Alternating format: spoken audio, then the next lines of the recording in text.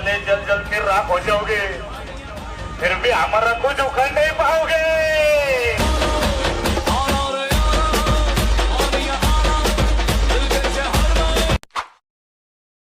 जलने वाले जल जल के राख हो जाओगे, फिर भी हमारा कुछ उखड़ नहीं पाओगे।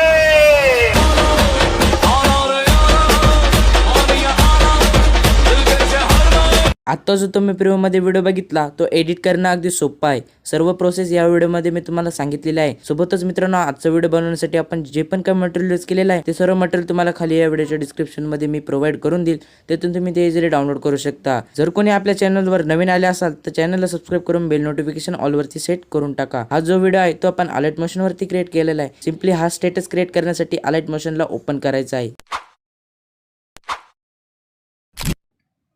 मित्रांनो, ओपन केल्याच्या नंतर आपल्याला आजचा व्हिडिओ क्रिएट करण्यासाठी लागणारी जी बीटमार्क आहे ती तुम्हाला आपल्या वेबसाईटवर मिळून जाईल। तिथून तुम्ही ती इम्पोर्ट करून घ्यायची आहे अलाइट मोशनमध्ये। त्यानंतर तिला ओपन करायचं आहे।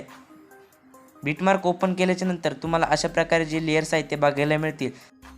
मित्रांनो, व्हिडिओ ऑलरेडी मी तुम्हाला बनवून दिलेला आहे। तुम्हाला फक्त तिथे तुमचा जो फोटो आहे तो ॲड करायचा आहे। त्यासाठी व्हिडिओच्या स्टार्टिंगला येऊन पहिल्या लेअरवर क्लिक करून कलर अँड फिलवर क्लिक करायचं आहे।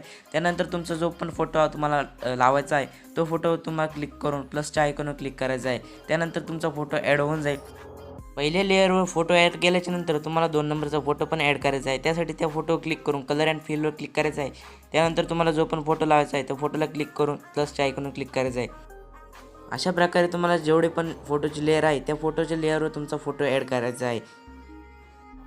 मित्रांनो, सगळ्या लेअरवर फोटो ॲड केल्याच्या नंतर आता आपल्याला PNG लावायची आहे। त्यासाठी तुम्हाला आपल्या मटेरियलमध्ये दिलेली जी PNG आहे ती तिथून डाउनलोड करून घ्यायची आहे। डाउनलोड केल्याच्या नंतर 6.13 या सेकंदावर येऊन प्लसच्या आयकॉनवर क्लिक करून मीडियावर जायचं आहे। मीडियावर गेल्यानंतर जी PNG आहे त्याच्यावर तुम्हाला क्लिक करायचं आहे।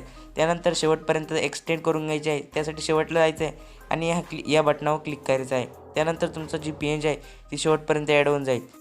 मित्रांनो, जो काही आपला व्हिडिओ आहे तो इथे बनून झालेला आहे। एक्सपोर्ट करण्यासाठी तुम्हाला एक्सपोर्टच्या बटनवर क्लिक करायचं आहे।